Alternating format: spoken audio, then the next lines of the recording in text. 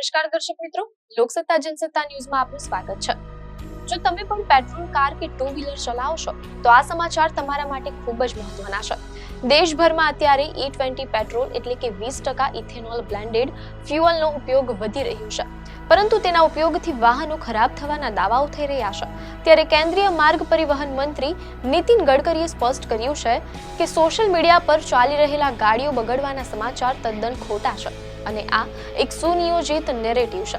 તેમણે ખુલ્લો પડકાર ફેંકતા કહ્યું છે કે E20 ફ્યુઅલના કારણે બંધ પડી હોય તેવી એક પણ કાર બતાવો।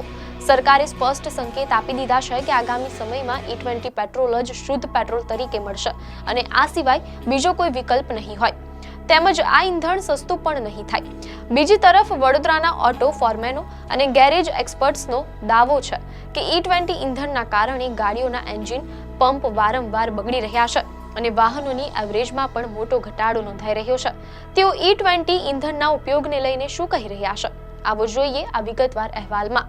મારે ગીકોમાં જ ઇસ્યુ આવ્યો હતો, બરાબર છે। એન્જિન બનાવ્યું હતું મેં, બરાબર છે। એમાં પછી અમે લોકોએ જ્યારે ખોલ્યું ને ત્યારે ઇન્જેક્ટર પર ચોકઅપ થઈ ગયા। ઇન્જેક્ટર કમ્પ્લીટ સર્વિસ કરાયેલા, બધું નવા નાખેલા હતા, બરાબર છે। તો ઇન્જેક્ટર એની અંદર ચોકઅપ થઈ ગયા હતા। પછી ટેન્ક ખોલી, હાથે ખોલીને તો બધું નકરું અંદર પાણી જેવું બધું હતું અંદર, એટલે ભાઈ પાછું કમ્પ્લીટ સાફ કરી ભાઈ પાછા અમારે ઇન્જેક્ટર નવા નાખવા પડ્યા, બધી રીતે ભાઈ પાછું નવી પ્રોસેસ ચાલુ કરવો પડ્યો હતો અમારે એની અંદર। તમારા ધ્યાનમાં એવું આવ્યું છે કે કોઈ ગ્રાહક જે કાર લઈને આવતો હોય કે ભાઈ આ E20 પેટ્રોલનો વપરાશ થયા પછી મારા એવરેજમાં કારમાં છે એક સ્વિફ્ટ ડિઝાયરમાં બી ઇસ્યુ આવ્યો છે। શું ઇસ્યુ આવ્યો છે? એવરેજ આપતી જ નથી ગાડી, કેટલો પ્યોર પેટ્રોલ છે તો। કેટલા ટકા ફરક પડ્યો હશે એમાં એવરેજ? પહેલાં આપતી હતી એને 17 સાડા 17નું એવરેજ આપતી હતી, બરાબર, તો સીધું 13 સાડા 13 14 પર જ થઈ ગયું એને એવરેજ।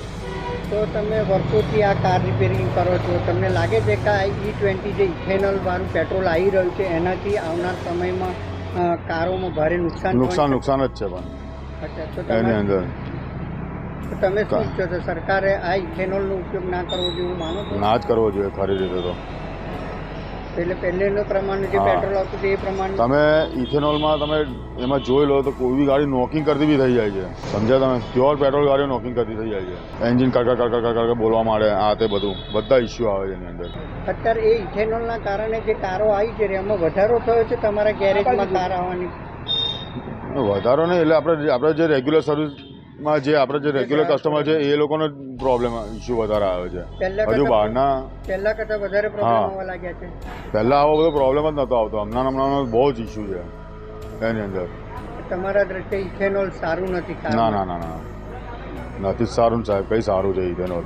બધું બહુ નુકસાન થાય છે, એન્જિનમાં બી પ્રોબ્લેમ આવે છે, કસ્ટમરોના એવરેજમાં બી બહુ પ્રોબ્લેમો થાય છે, પછી પાણી જેવું થઈ જાય છે, ટાંકીઓમાં બી બહુ સાર લાગી જાય છે, અમુક પેલી મધમાખીઓ જેવી પેલી માખીઓને બધું ચોંટે છે ટાંકીઓ પર।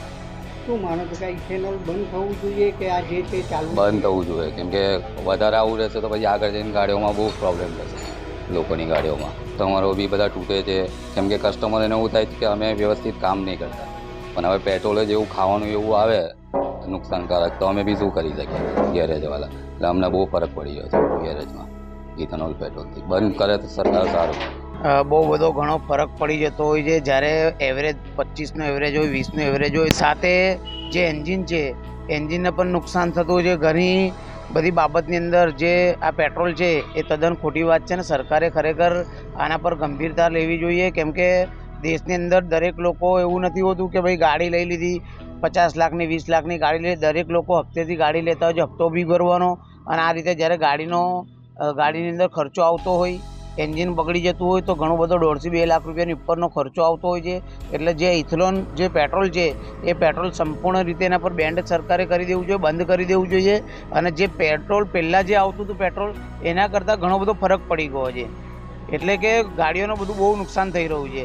તો આ સંપૂર્ણપણે આ જે પેટ્રોલ છે એ બંધ થાય એવી માંગ છે અમારી।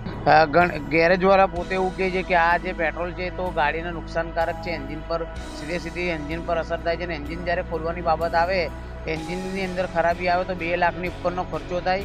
એટલે ખરેખર આ બિલકુલ જ ખોટું છે કે આ પેટ્રોલ જોઈએ જ નહીં। જે આપણે પેટ્રોલ પહેલાં જે મળતું હતું એ જ પેટ્રોલ બરાબર છે, કેમ કે આ પેટ્રોલથી ઘણું બધું નુકસાન છે, એમ કે 20નું 22નું જ્યારે ગાડીનું એવરેજ હોય તો એવરેજ પણ ઘટીને સીધું 12-13 પર આવી જાય છે। સ્થાનિક સ્તરે વાહન ચાલકો અને ગેરેજ સંચાલકોમાં આ ઇંધણને લઈને ચિંતાની લાગણી જોવા મળી રહી છે. ત્યારે બીજી તરફ કેન્દ્રીય મંત્રી નીતિન ગડકરીએ મોટું નિવેદન આપીને આ તમામ વાતોને નકારી કાઢી છે. ટુ વ્હીલર્સના કાર્બોરેટર અને પિસ્ટન પર જંગ બાજવાની ફરિયાદો પણ વધી છે, જેના કારણે લોકો હવે ઇલેક્ટ્રિક વ્હીકલ તરફ વળી રહ્યા છે.